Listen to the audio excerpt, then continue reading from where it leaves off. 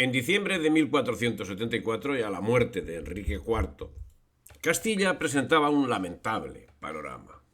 El trono degradado, los privados corruptos, los grandes insolentes, el clero relajado, la moral pública inexistente, los bandos enfrentados, los caminos inseguros, la justicia escarnecida, el pueblo en la miseria, los magnates en la opulencia y los conflictos crecientes con los judíos.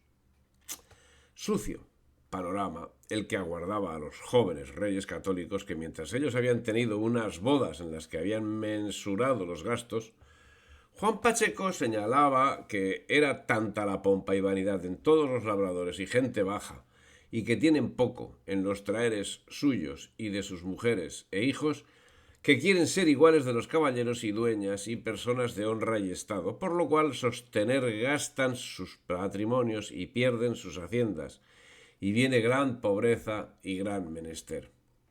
La situación en muchos lugares, sobre todo en las ciudades más importantes, era dramática.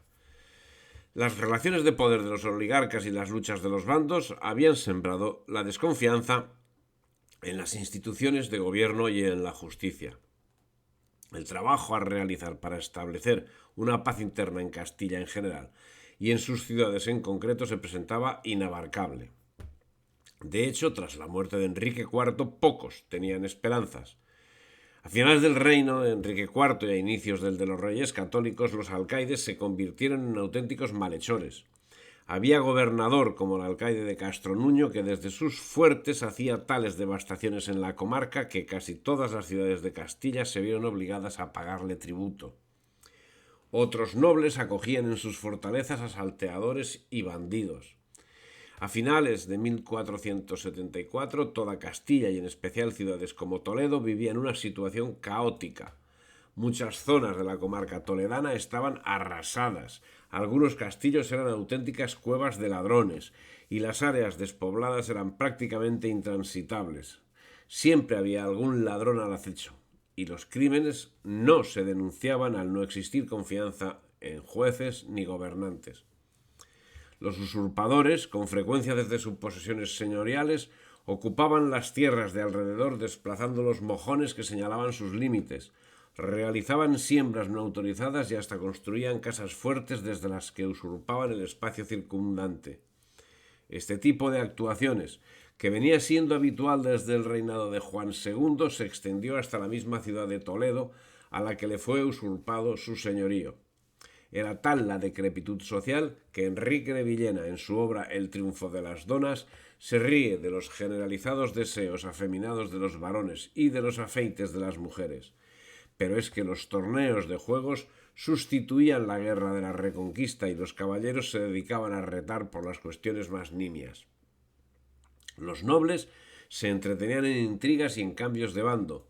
Así, en medio de ese juego, un importante elenco de nobles, Diego López de Pacheco, Alfonso Carrillo, arzobispo de Toledo, el maestre de Calatrava, el conde de Ureña, el marqués de Cádiz y otros, tomaron partido por la Beltraneja. Prácticamente los que antes apoyaban a Enrique IV pasaron a apoyar a Isabel y los que apoyaban a Isabel pasaron a apoyar a la Beltraneja. Pero la situación no era exclusiva de Castilla. En Valencia se puede hablar de una cuasi legitimidad de la violencia nobiliaria. Su impunidad así lo demuestra, y es que si los atropellos estaban debidamente castigados por la ley, en la práctica no fue aplicada la legislación para domesticar a la nobleza como consecuencia de la impotencia municipal a la hora de aplicarla. Así, en el contencioso que tenía con el condado de Barcelona, Juan II continuó luchando con el apoyo de Fernando. Una buena operación de cataratas le permitió reponerse, por lo que pudo atender el frente de Navarra, que se encontraba en peligro por la actuación de su yerno, el conde de Foix, que se estaba apoderando del reino. La fortuna de Juan II le deparó la muerte de su competidor en Cataluña, que murió en 1469 y en 1472 entró en Barcelona concediendo un perdón general. Acto seguido recuperó el territorio tomado por Francia, que fue nuevamente tomado por Luis XI en 1475. La vida cultural, a pesar de la guerra, no había fenecido. Si la gaya ciencia conocía sus peores momentos en Cataluña, en Valencia el año 1474 se celebraba un certamen público en el que participaban hasta 40 poetas, entre ellos Jaime Roig. La circunstancia de haber entre estas poesías algunos en castellano prueba que se marchaba hacia la fusión literaria como hacia la fusión nacional. La Divina Comedia de Dante era traducida al catalán por Andrés Febrer y apareció Tirant lo Blanc, escrito en idioma valenciano. El movimiento literario que florecía abarcaba aspectos de religión, moral, historia, política y jurisprudencia, y en Castilla no andaban alejados de ese quehacer cultural. Enrique de Villena tradujo la retórica de Cicerón, la Divina Comedia de Dante y la Eneida de Virgilio. En la nómina de autores hay que añadir a Juan de Mena, al Marqués de Santillana y a Jorge Manrique. Y como contrapartida, la actitud egoísta de la nobleza. El noble se había convertido en un bandolero que peleaba contra los sarracenos, contra los reinos cristianos enemigos e incluso contra las comunidades campesinas, con el único objetivo de obtener botín, y ejercía esa actividad incluso en las épocas de paz. A los 10 días de morir Enrique IV, el 21 de diciembre de 1474, era elevada Isabel en Segovia al trono de Castilla. La alegría inmensa del pueblo proclamaba Castilla por el rey don Fernando y la reina doña Isabel. El saber colectivo pronosticaba la grandeza del reinado, la cumbre de la hispanidad. Hasta 4 de los 6 magnates que estaban con Juana la Bertraneja hicieron defección y pasaron a servir a quienes son desde entonces el quicio de España y de la hispanidad.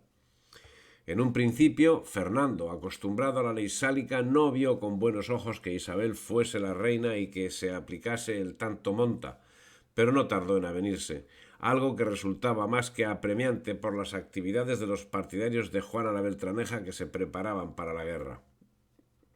El marqués de Villena, el duque de Arévalo, el marqués de Cádiz, el maestre de Calatrava, Rodrigo Tellez Girón, el arzobispo de Toledo, Alfonso Carrillo, que de aliado esencial de Isabel había pasado a ser su enemigo como respuesta al apoyo que recibía de los reyes el cardenal Pedro González de Mendoza, se aproximaron a Alfonso V de Portugal animándole a tomar en matrimonio a Juana la Beltraneja, con la idea de mantener las discordias de las que ellos y sus padres habían sido principales protagonistas a lo largo de todo el siglo XV.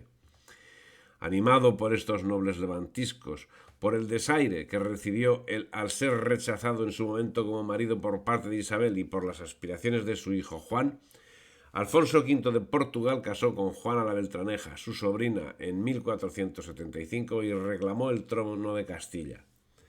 Por su parte, en 1475, Isabel firmaba con Fernando la Concordia de Segovia, pacto por el cual se convenía que la reina y el rey reinarían conjuntamente. La Concordia de Segovia estipulaba los principios de la unión personal de ambas coronas. En los documentos reales, Castilla precedería a Aragón y Fernando a Isabel. Cada reino mantendría la administración de sus propias rentas y la concesión de mercedes y oficios se reservaba a cada monarca en sus reinos. La unión personal tuvo plenos efectos a partir de 1479, cuando tras la muerte de Juan II, Fernando accedió al trono aragonés. Y esa situación se desarrollaba en medio del conflicto con Juana la Beltraneja, que con un ejército de 14.000 infantes y cerca de 6.000 caballeros avanzó hacia Plasencia, donde se incorporó al ejército el duque de Arévalo y el marqués de Villena, señores de gran influencia en Castilla, y juntos proclamaron reyes de Castilla a Alfonso y Juana el 12 de mayo de 1475. Lo mismo había hecho el duque de Arévalo, con gran influencia en Extremadura, y la misma causa fue apoyada por el marqués de Cádiz, el gran maestre de Calatrava, y por el arzobispo de Toledo, Alfonso Carrillo. Castilla tenía en ese momento 2 casas reales reinantes y consiguientemente estaba garantizada la guerra, que se mostraba favorable a los intereses de la Beltraneja, siendo que las fuerzas de Isabel se limitaban a 500 caballeros y a un embarazo que acabó malogrado. Pero el tiempo de los reyes católicos, el tiempo de España había llegado, y en pocos días Fernando logró organizar un ejército voluntario compuesto por 4.000 hombres de armas, más 8.000 jinetes y 30.000 peones, gente sin preparación militar pero ansiosa de libertad.